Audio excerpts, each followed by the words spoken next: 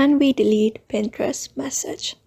Hi everybody, if you're wanting to do that in this video, we are going to find out if we can or not. So let's just dive right into the video.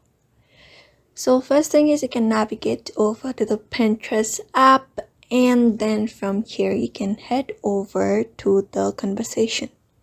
So in the bottom you should be finding message icon right here in the second last option. You can tap on it to open up the inbox section. You can tap on inbox like this and head over to the conversation you want to delete.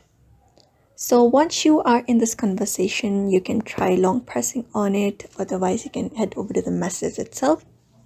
And from here at the top right corner of the conversation, you should be finding a three dot.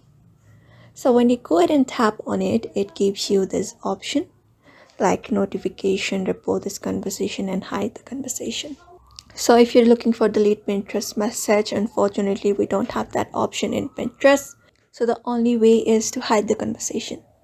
So you can tap on this hide conversation and your message will be hidden like this. And that is it only for now. We do not have the delete option yet. So you can hide the Pinterest message. So that is how we find out we cannot delete a Pinterest message. So I hope this video was helpful and thank you for watching this video.